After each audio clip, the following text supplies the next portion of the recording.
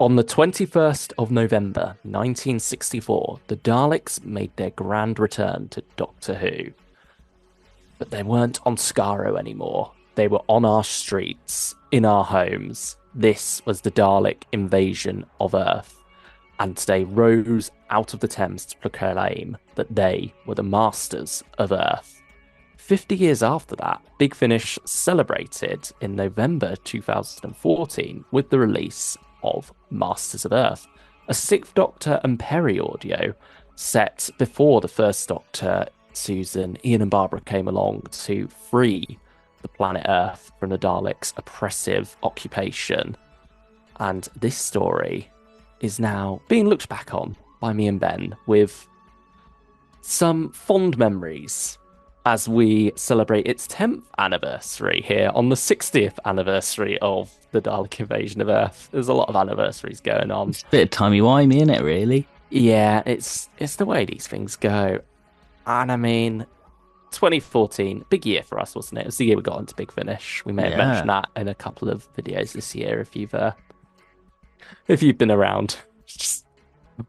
We're probably annoying you with that fact at this point, but this was one of the creme de la creme of that year. Oh, easily. I think that this is one of the best stories, if not one of the best Big Finish adventures. I'll happily die on that hill. I think it is truly something special. If you haven't dipped your toes into Colin's Big Finish catalogue and you're listening to Big Finish, then this is the one. I would say this is a really good one to start off, because I think there's so much to Colin within this one. I think there's great character moments. There's this softer side to Six. You can see sort of the progression there, but there's still the shouty outburst of Colin within this. So I think it's a great blend of both iterations of his Doctor. Oh, I 100% agree. This was my first experience of Colin on audio, and it was perfect. It was such a refreshing way to view his Doctor after having only experienced him on TV, where he is wonderful. But here you can see what he really wanted to do with the character, what he wanted to be. And the character feels more fully formed now. And he's just almost the quintessential Doctor in this story in particular. And it's wonderful the dynamic he has with Perry within this. They've spent some time apart. This isn't Perry from the TV show. This is from after her time there, picking up, following on from the trials of a Time Lord. This arc began with the Widow's Assassin, but I think you can dive into this story without having heard that one. I mean, go and listen to that one if you want to. It's brilliant in a very different way. But, I don't know if it's one I'd say is the best for newer listeners to finish. This one is, I think, particularly if you're big on your classic Who, big on your Dalek invasion of Earth. There's a lot to get out of this. And I mean, one more thing on Colin's Doctor. There is a beautiful piece of dialogue in this story, a little exchange. You get those moments every once in a while where you have that, yes, you are the Doctor moment. And this has my you are the Doctor moment for Colin. And you know what?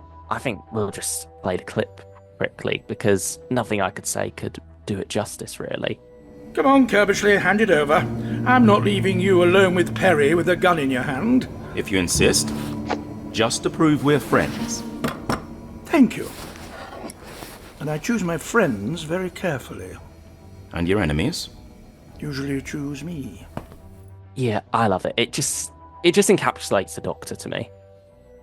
Yeah, and I think with this story, going back to sort of Perry, it's them exploring a new chapter in their relationship, that the Doctor is going to be more open to these things. And I think this is a beautiful thing about this story, how it slowly reveals itself to us as the audience. We know the backdrop of Dalek Invasion of Earth, but this is a very different version of it, and the implications with the Web of Time.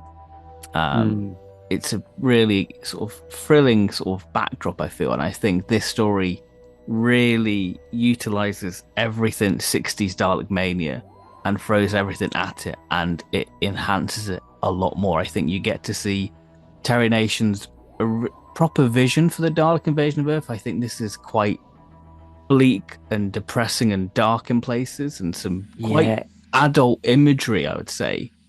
It goes to some full-on places that you wouldn't necessarily be able to get away with in a visual medium, at least for the Doctor Who audience. Yeah, like was it the farmer or barman hanging from one of the beams? Yeah, like stuff like that. You're like, it's just a line, and it's so stark, and you're like, wow. It just really sells the fear of Dalek occupation. It very much gives me a Last of Us vibe. Yeah. Because it's that post-apocalyptic world. And you've got characters very much taking this road trip through it, really. They're on a journey to get somewhere. And, you've got characters keeping things from each other. There's secrets there. Yeah, it very much gives off that vibe. And Last of Us, the video game, did come out 2013, so was big around this time. So I think that definitely helped paint a picture of this world for me while I was listening. But yeah, I mean, the music is brilliant too. That wonderfully sets the scene.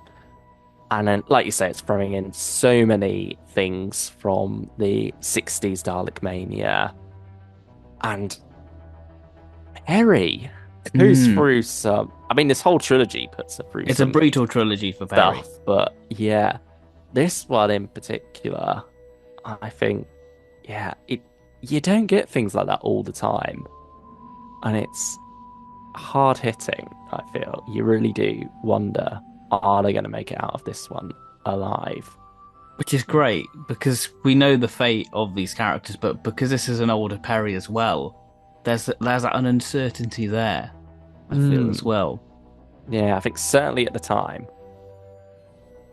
going back 10 years, listening to this for the first time, it very much had me on the edge of my seat, and still does. Re-listening to this, it's got fun action as well. The action's done very well for audio. Oh, it plays with the Dalek Invasion of Earth sort of iconic action moments, like the van sequence and stuff like that, and being chased by Daleks and hoverbout. It's really going all out, isn't it, really? And it's such strong visuals it creates. Yeah. And the humour's not lacking either. No. There are some moments of levity that I think are important in a tale as bleak as this. I mean, I love Hugh Fraser's character within it. Yeah. Hugh Ross. Hugh Ross, that's it. Hey. He's great in like part one. Oh, my bike. Stuff like that. It shouldn't be funny, but it is. All the Scottish viewers have now clicked off. Yeah, apologies. Part one, it's so wonderfully crafted of setting this little town's relationship and dynamic and sort of the power play within it. And then you sort of get grounded in that, and then you have, the Daleks arrive, and it's really sort of unravels, and you get sort of the labor camps. It really is playing wonderfully, and it unravels great, I feel, that part. Yeah, there's something I particularly love about the Daleks in this. Their voice, like I think the modulation, it goes through you. It sends a chill down your spine. It's got that very 60s vibe, not Dalek Invasion of Earth vibe. Yeah. Because I think that's one of the criticisms that could be fairly leveled against that story, is that the Daleks sound a little bit off. This is going more typical 60s, your Dead Planet Dalek voice. I think there's something echoey and metallic about it that is unlike many other performances he's given on Big Finish. I think for me this is the perfect modulation to have it. And I think the imagery the Daleks have, like especially at night, going around like the little hut, and you can imagine sort of the eye stalk being like a torch, and the Varga plants all around it. It's such a great image, I feel. It invites you to create these amazing images in your head, really. The bleak Scottish Highlands as the setting, it That's already lends quite itself. a cold, isolated environment anyway. Yeah, throw some Robomen and some Daleks patrolling around there. It adds a lot to it. I really do think that there's no other story quite like this. No, I Still, think it's to this great. day, I loved getting to re-listen to this one. I think it's 10 out of 10, maybe. I was thinking, do Yeah. I want to push a 10? But I feel Yeah. like in this case you have to. Yeah, if not a 9.5. It's Cavan Scott, Mark Wright, incredible work here. Yeah, it's one of, if not my favorite Sixth Doctor story of all time. Well, it's One of such the- a good story for him, isn't it? Him sort of saying to Perry, "Kill me, don't let the Daleks find me." It's not just a good story that features the Sixth Doctor. Yeah. It's a good story because of the Sixth Doctor as well. Mhm. He is very much at the center of this. I think if you throw a different Doctor companion into this, you do get a very different story. It'd still be a brilliant story, but you don't quite get this story. It is very specific to these two characters at this point in their relationship. Especially in sort of part 3, I would say. Yeah, it's perfectly crafted all around that. Some exciting reveals. It enhances the Dalek invasion of Earth, I feel. Yeah, go listen to this one if you have not already. You will not regret it. I mean, I prefer it to Dalek Invasion of Earth. I think we said this before. And I'm a big Dalek Invasion of Earth fan. I've got huge nostalgia for that story. It's my first Hartnell story. I can't remember if it was my first classic story or not, but if not, it was the second.